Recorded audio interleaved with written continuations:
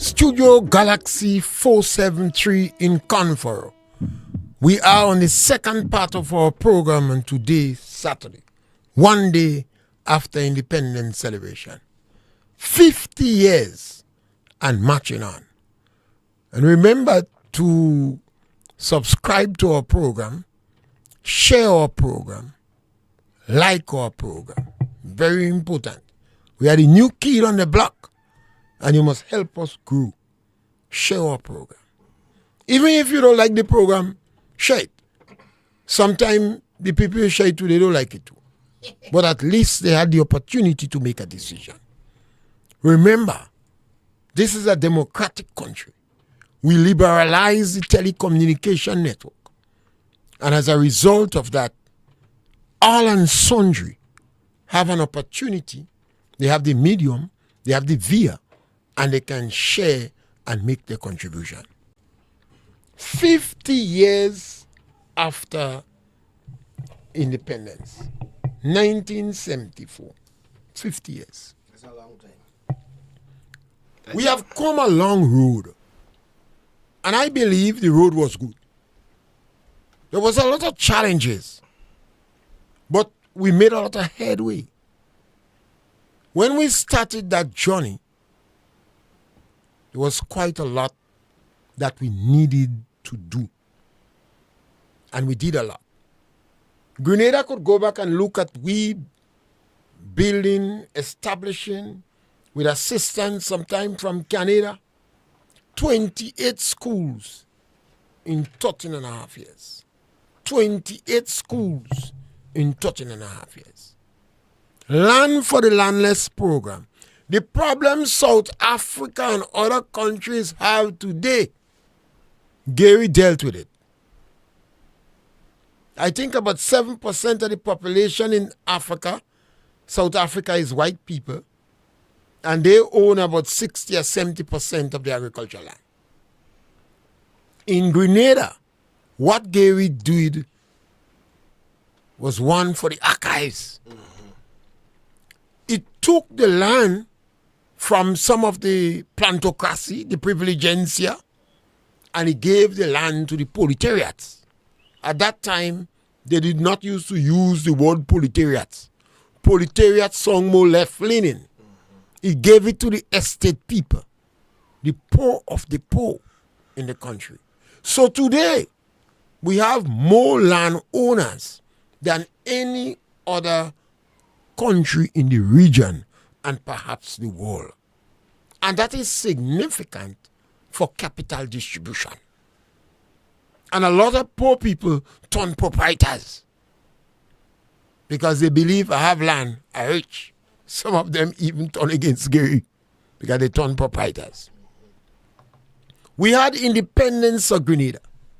And independence, Gary described it with brimstone and fire.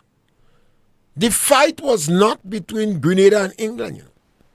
England ready to get rid of the whole Caribbean. We became a burden to them and they wanted to get rid of us. But Grenadians did not want independence. They want to stay in the Queen fractale. And you would have believed, and who would have believed, that the people who did not want independence most, was those who was high and mighty. They believed that perhaps having independence would have watered down the social status, the lawyers, the intelligentsia, academia, the plantocracy, and some of the university graduates. They did not want independence. They fought it tooth and nail. And when they came back in Grenada, they tricked the people, Volume 2 steel band pan was on Paul's Airport plane. Thousands of them gathered. And Mr. Blaze and Bernard Code, I don't think Bernard Code came back with them, and Ben Jones and the others. They say we're not getting independence because they did not sign. That is what they told the people. The people left very happy. Steel band plane. JNP whining. They don't get independence. Gary came back a few days after and said, we have it in the bag. He put up a letter. Nobody could see what write on the letter. He said, that is where they signed. They signed. We will get independence. And the rest was history. We got independence in the dark of the night. Because although they knew Grenada did what they had to do, they got the mandate that the British government demanded. They must campaign on independence. It must be in the manifesto. And they must get, the majority of people must agree. They got 13 seats out of the 15. Winston White lost his seat by 1 vote. So they got 13 seats. And for over 1 month, we had demonstration in the country. They shut their shops. They sold to their friends. But they wanted the Garyites to starve. And that went on till January, when Gary called on the voluntary constabularies for the protection of human rights. He said, each one bring a friend. Tell a friend, bring 3 friends. So while they was demonstrating in St. George's with women and children, I must add that, Gary called on some of his supporters. He said, no women, no children. So based upon who you speak to, if it's a Garyite, he might tell you 500. If it's a Jewel, they might tell you 1,500. If it's one of the individuals that like propaganda, they might tell you 2,000. But there was no women and children in it. Some say it might have been 500 of them. And they had a meeting with Gary. And Gary said to them, well, we have nothing to feed you. We have nothing to give you.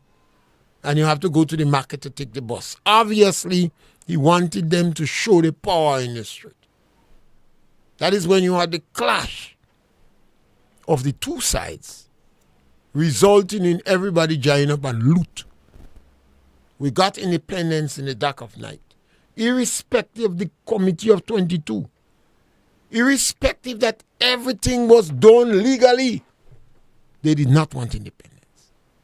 And immediately after independence, in fact, in less than 2 weeks after independence, Dr. Mordecai communicated with Gary with his interest of establishing a university in Grenada. Within 2 weeks after independence, Dr. Mordecai, I think that is his name, was down in Grenada to discuss the St. George's University with Gary. And trouble again. Bishop and Ben Jones and the Alliance, they did not want the university. The University of the West Indies joined them. And other countries in the Caribbean, they felt that the university might have been challenging the University of the West Indies. They did not want it. And we had to fight tooth and nail again to get the St. George's University. If you go to the archives, you would have seen the Prime Minister, the opposition leader then saying they were not even able to practice in Pitimatnik. And Garyites were called, they had one of the demeaning and insulting name to call them cadavers. It was the first time a lot of people hear the word cadaver, dead body. So they say Gary sell all of you dead bodies. These were the situations. But we had independence. And then we had the revolution. The coup d'etat. And because of the fact that in 1974, February 7th, Grenada had the authority, the right, the privilege to determine their own foreign policy. When Maurice Bishop overthrew the legitimate government, nobody intervened. They say you're big enough, you're independent, you could make your own decision.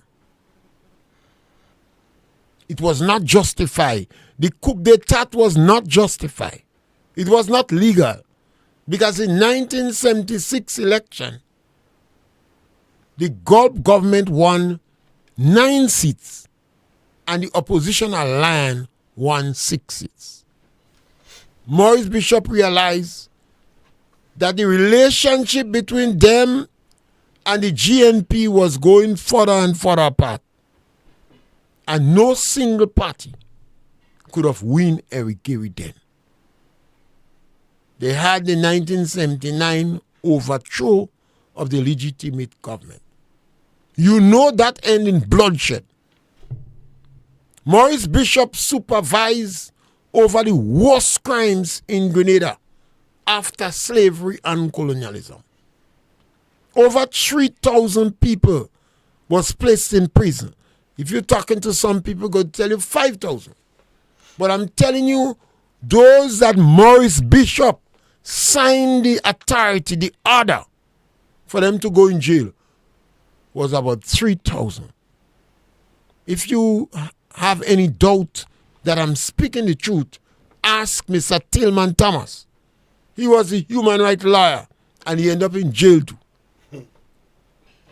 About 3,000 to 4,000 Grenadians flee Grenada. They run in Trinidad, Canada, Barbados, the United States of America. Anywhere Grenada get a chance to run, a lot of them running. They're running from to try to avoid heavy manners. In those days, that was a dangerous one. They say, comrade, you want to turn back the revolution? He's a counter-revolutionary. Maurice Bishop took real advantage of the Rastafarians.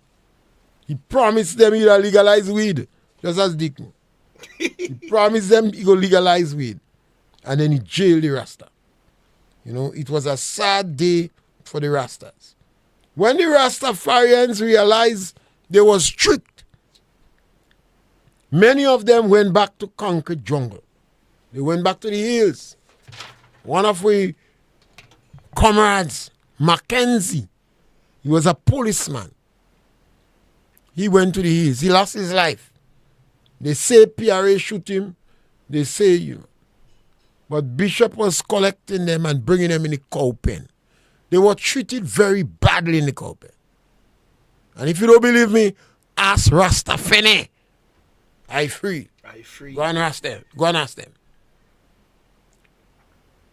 So, 50 years has passed. Then we had the American invaded Grenada, intervene in Grenada, or rescue Grenada. It depends on which side of the political pendulum you are. I could accept anyone because I was comfortable with the American intervention to rescue us from this evil group of revolutionaries. Or you could lock up 3,000 people in Grenada. Maurice Bishop locked up more people than Mao Zedong in China. If you send 5% of the people in jail, Mao Zedong didn't prosecute 5% of the Chinese. And then we had Mr. Blaze came in power, 5 years. Got rid of Mr. Blaze. And then Kit Mitchell took over the NNP. And he is the most successful politician and political leader in Grenada and the Commonwealth. But he has attracted hate. Perhaps the only person who has attracted hate like Kit Mitchell is Eric Gary. He's the only political leader that stood by the side of the people in the lower income group. And I believe that is the reason why Kit Mitchell has attracted so much bitterness and hate from the National Democratic Congress and some of the people who like to claim they're from the privilegencia. A number of efforts was made to ensure that we don't leave the people in the lower income group behind. I'll just name a few. I like the Imani program. This one is a masterpiece. You see, there are some schools of thought that would tell you, if you have high unemployment in a country, you have to go around and give them money. They say, otherwise, you're going to have a lot of social decadence. Violence going to increase. Prostitution, sexual crimes. With that, you're going to have more social disease.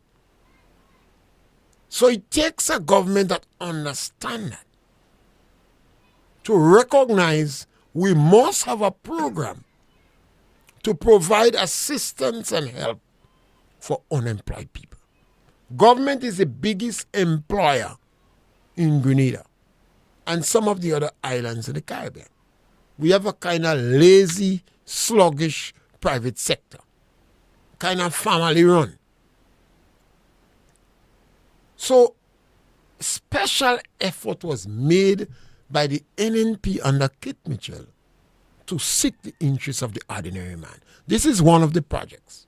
I like the one 10,000 toilet. Number of people using pit toilet. So the government come up and say, we're going to build 10,000 toilets to start. Inside toilet for the poor of the poor. That was a masterpiece. I remember calling on Wholeness in Jamaica to follow suit on that one. And after the Ivan the Terrible, the government negotiated with the Chinese for 2,000 low-income houses. This one again was a masterpiece. Well, obviously, the Chinese is the master of diplomacy. And when they come in your country, they come for 1,000 years. So they never pretend to build this building quick. Government had to provide the land and do some infrastructure work. The Chinese give them the shell of a building, and government put the necessary fittings. And the idea is these houses will be given to low-income group. And one of the modus operandi is rent to own. So the people, the houses, some of them I heard was valued for $35,000. And people got the houses and they could have paid $230 a month based upon what sources of income they have and what guarantee. And when they finish pay for the house belongs to them. And some of them was encouraged. If you sell a sheep, you sell a goat, you sell a cattle, you get assistance from outside, quicker you pay is better for you. Rent to own. In addition to that, government continue with other housing assistance program. During that period of time, well, the only group in this country that you could give the master of infrastructure is NNP under Kit Mitchell. Yeah, no question. No other government could do better than him under infrastructure. I remember Munich. For years they celebrated something about light. Day of Light or what? Big festival. So the government invested significantly in infrastructure. And then Kit is also a sports enthusiast. And the NNP build the stadium. And when Hurricane mash it up, they build back again. Stadia. 2. And the NDC had some challenges with that. It's important for us to understand that all governments in the past, Gary, the Revolution, Mr. Blaze, Mr. Prophet, Prezan spent a little while, they all carry the baton where independence is concerned. Where education is concerned, Gary, the revolution, and Kit Mitchell. In fact, the university called him the Prime Minister of Education. Kit Mitchell contributed significantly. We got the most scholarship in any period of time under the NNP with Kit Mitchell. Mr. Tillman did his best too. All governments in the past carried the baton of independence. And this present government too, they would have continued to carry the baton. We have to look in the next period, the next 50 years, and we must lobby better. I'm worried, very, very worried about the policies, the attitude, the utterances, and what is not said by this Dick Mitchell government. I'm extremely concerned that this government seems to have a third party directing the foreign policy. Because that is what the 1974 independence was all about. We in the position to determine our own foreign policy. So we join international organization, the OAS, United Nations, all other different organizations. We had a world conference on acupuncture in Grenada. Cyrus Vance and a whole set of other issues. So as a result of Grenada's independence, Grenadians was making decisions on the foreign policy. We even negotiate with Chile and Nigeria, although Deacon Lyon say he lie, he don't know better. Nigeria and other countries in the world, Grenada was reaching out to establish relationship. I am worried that this government seems either to sell, to make a deal, or to compromise the Grenadian foreign policy. They have been quiet. I have been asking that constantly and will not stop.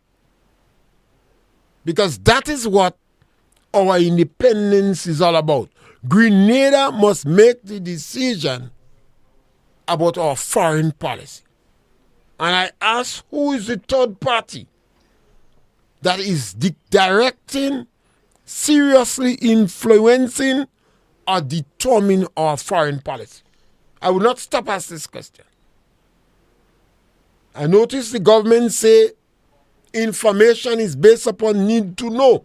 I've never heard that in the last 50 years. Even if politicians was deliberately hiding information, they have never been so arrogant, so insulting, so authoritative to tell us we're giving you information based upon a need-to-know basis. I was a little bit taken aback that the journalists in our country accepted that so easily. And then my mind went back to Malcolm X. He said they could make an innocent man guilty or a guilty man innocent. And I wonder to what extent our journalists' hands was tied behind the back. What they threatened, what they intimidated our molasses put in front of them, what they sweetened. I take the strongest objection. I register it in words that government have a duty, a responsibility, and an obligation to provide information to us. You see, I'm worried that our decision to dictate our foreign policy has been seriously compromised by Dick Mitchell. I notice his great love for lavish lifestyle, lavish lifestyle, gala and partying, and exhibiting his garbs, wearing expensive brand names. I notice his garbs. I am concerned. Throughout history, all the political figures who get themselves involved in lavish lifestyle compromise their people's destiny. All. And we must go back to the butcher of the Congo. He was one of the significant ones that was responsible for tearing the skin from the back of over 20 million people from the Congo. The worst genocide was committed by him. All in the name of lavish lifestyle. A lot of the top echelons of the society in Belgium was very comfortable with the money, the party, the fetting, the lavish lifestyle that the king was able to afford. It took the imperial power in Europe, the barbarity of the butcher of the Congo, shock even the imperial power in Europe. And they appealed to the government of Belgium to restrain this criminal. Michael de Freitas started up like a civil rights person, speaking to prime ministers in the Caribbean, advocating on behalf of black people.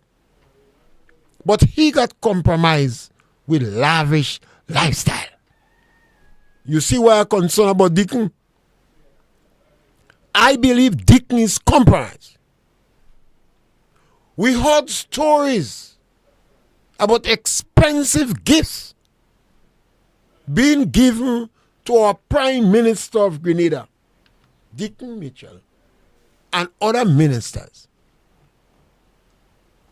Provisions is made for that. He's supposed to retire these gifts to the Integrity Commission. Based upon the information we have, he didn't.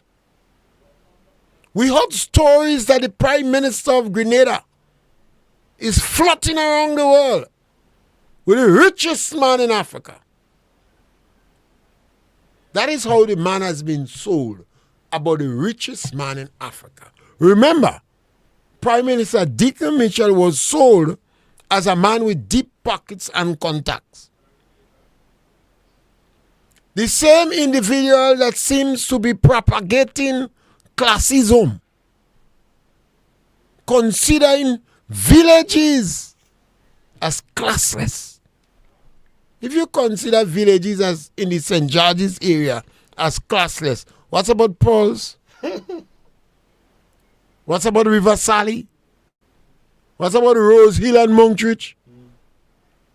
How are you going to... What about Montfan and Post Royal? The same individual who consider villages in the town of St. George's as classless and beggy and commoners are floating around the world with the richest man in Africa. The man was not sold as a progressive businessman. He was not sold as a progressive businessman. He was sold as the richest man in Africa. We heard stories of our Prime Minister sneaking in Nigeria. We heard stories that he was chastised by the governor of Lagos State. He said, "You come in secretly. You did not do the right thing. You do the right thing now, so I'll welcome you." That is a diplomatic's chastise. We continue to hear about the clandestine and mysterious traveling of our Prime Minister. I asked the question today, you political pundits, Are you not concerned that when all these factors have add up, the Prime Minister looking more like the butcher of the Congo or Michael the Freitas?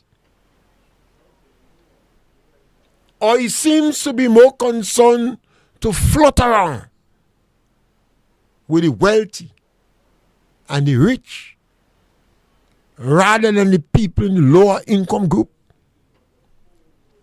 Are you not concerned that our high cost of living today, some of the factors could be directly traced to the policy of the Dick Mitchell-led government? Why do I say that? The first thing they did was to raise the price of sugar, raise the price of water, and raise the price of electricity. And then remove $150 from the elderly, the physically challenged, and even disadvantaged children were not spared. And immediately, the ordinary man answered and said he's a vulture. Vultures, gigi, they prey on the weak, the sick, and those who are less protected. Remember, these people in the lower income group are generally protected by the voice of politicians. When the government turned against them, they became very vulnerable. And it's easy to pick them out. As the women of Carriacou who lost their job. The Ministry of Labor and the union couldn't get the rogue permanent secretary to sit with them to end up with an amicable solution. And when that was brought to the Prime Minister's attention, the Prime Minister said, let them go and take a lawyer. That is the most cold and calculating, reckless, and do-care utterances that ever come from a Prime Minister in Grenada. Not even Maurice Bishop would have done that. Let them go and get a lawyer. The Prime Minister knows that these people working for $1,000 can't pay lawyer. And at that time, it doesn't seem that the union was that sympathetic to them. Because the union voices was not very loud. The Prime Minister said, let them go and get a lawyer. The NDC actions directly contributed to the increase in cost of living. They raised the price of sugar, they raised the price of water, they raised the price of electricity. When you do that, almost every other activity in Grenada, price would raise. The doctor paying more for water, he charging you more. The restaurants paying more for water, more for electricity, and more for sugar. The sugar they burning coloring with, they charging you more. Because that costs have to be passed on. And then this group of vultures decided they must raise the pay. Because important people like them can't work for that little bit of money. So the salary was raised by over 100%. Over 100%. And then when people cry out, they say, well, they go raise others too. So they raise the minimum wage. Up to today, this group of terrorists still paying the road workers and some health workers. They have not raised the pay of some people who are employed with government. Up to today, these vultures and poor people terrorists have not raised the minimum wage of a number of people that work with government. While the Prime Minister and his team is flying unnecessarily, clandestine and mysterious travel and living lavish lifestyle. 22 million. Some say 22, some say 32. Not a mathematician, so I always use the lesser figure. Because when I speak, I challenge and I dare. They are able to account for it. The writing is on the wall. You couldn't ignore the writing on the wall at your own peril. It's like you have a child in the house, throwing tantrums for all sort of things. Checking the dumpling in your plate. Or you could give them 3 dumplings and you give me 1. And you fail to discipline. The child is disrespectful, ill-mannered, not helpful. Well, don't discipline. You might end up having to spend money, and while the lawyer encouraging the magistrate to send him in jail. If you don't take issues with the action of this Prime Minister and the NDC government now, according to TUC Kawana, you will feel it in your belly. We're going to pay the price in the future. You want to know what the price is? I'll try to tell you. They may well drop the tax from 3,000 to 1,200.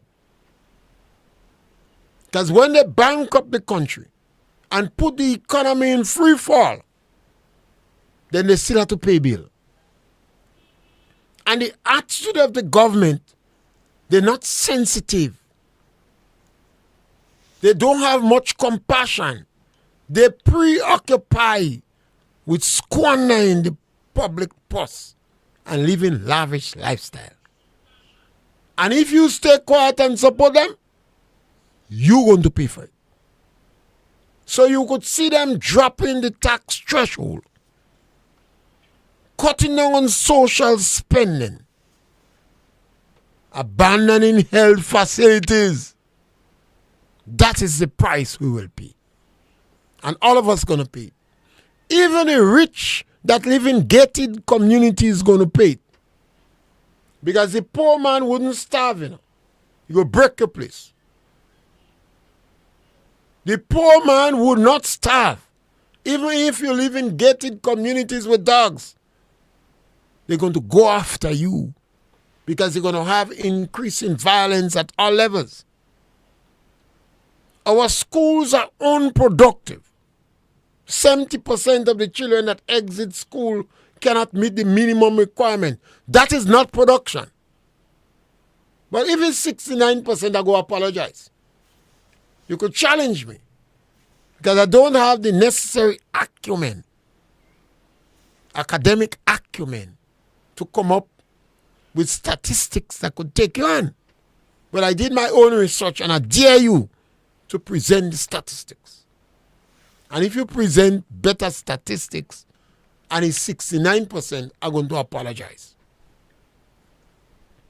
Now, how are we going to address the challenges of the future with a reckless government that becoming a parasite on the public purse, living lavish lifestyle and very unproductive? The government set the pace. The template is theirs. They establish the trend. And if the government is unproductive, squandering government time, flying all over the world and living lavish lifestyle, the public officers and other workers in the country would imitate them. You have to remember the track record of this group, you know. They don't have a good track record where managing the economy is concerned. The previous time they was in office, they sold about 13 pieces of property. They sold that which was not theirs. And they even sell what they didn't have the legal authority to sell. They sell it to.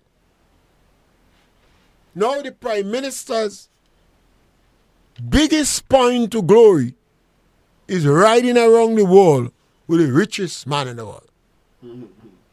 And while he is doing that, I saw an individual, and I know them personally, the poor of the poor.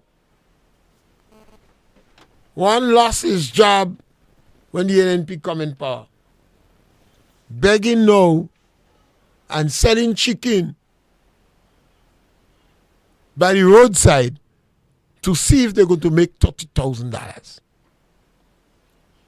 to help the little child that has cancer, they claim, need medical attention, have to go overseas. And the parents, somebody say, you can't raise that money by selling chicken and chips. You can't raise $30,000 by selling chicken and chips. But these people don't have the clout. And I guess like the women in Carriacou, who Deacon said should go and get a lawyer, they are left on their own to shed tears or to sell what they get or watch the young one die. Or watch the young one die. That is the cold reality. Those of you who believe that Deacon propagation of classism put you in a different social plateau, you will not be moved. Compassion, empathy, perhaps have disappeared from your conscience. There's a number of people in our country that have medical health insurance. A lot of public officers, teachers, policemen, some people who work in some private companies like Nawasa, electricity company, and telephone company and so on. But the majority of people in this country do not have medical health insurance. And they have been screwed. And the government don't care. They say, go and see if you could raise the money. They know these people can raise the money. But I guess they're hoping by the time they finish try, the child will die. And that would be the end of the story. And there are so much Grenadians who believe now that I'm not in the same social status with you. I'm bright, I have a briefcase, a certificate, I'm fair, I have a good job. So I'm not commoners. I'm not classless. I'm not beggy. I'm in the top echelons of a society, and I could be invited into the lavish lifestyle. I could join the lavish lifestyle of Deacon Mitchell and the group of vultures that run this country now. They don't understand history. Sometimes it's like a recurring decimal. History repeating itself. When you do that, don't expect the people in the lower income group to starve. They're going to shed tears. But they're going to wake up. Malcolm X said by any means possible. Look at what is happening in Jamaica. A number of police divisions are run by state of emergency. Wholeness, like Deacon, want to pass draconian laws as if that is the answer. That is not the answer. Because when a country increases in violence, you in the privilegencia, some of you all will be affected too. Some of you all will be robbed. Some of you all will be victims of the violence. Some of you children that bright and smart and successful going to have children from the children of the ghetto. Some of you all might be on pasa, whining too with ghetto children. It is in your interest to ensure that we hold hands on the march. If you refuse to identify with me on the march, you too might be a victim like my children. As we approach this 50 years, health is a big issue. Deacon promised to build a new hospital. We don't need a new hospital. We don't need a new hospital. What we need is more medical services. Ensure that we have 24/7 doctors and the supporting staff in the St. Patrick's Medical Health Clinic and in the Guave Polytechnic. I don't know if you're calling it Health Polytechnic yet.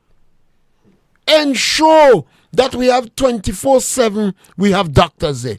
Employ more medical doctors in St. Patrick's and Guave.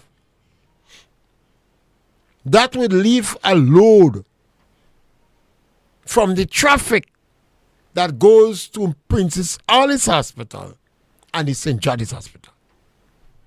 It's not rocket science. Simple. If you could build a new hospital, take the money. You don't need new hospital. We have 100,000 people in Grenada. Grenada women don't make children. So the population is not expected to increase tremendously over the next 100 years. What you need is medical doctors in St. Patrick's and Guave, St. Patrick's and St. John. Once you do that, the routine work, there will be less traffic, less congestion, less cases going to Princess Alice Hospital and St. George's. And later on, you do the same thing in St. David's.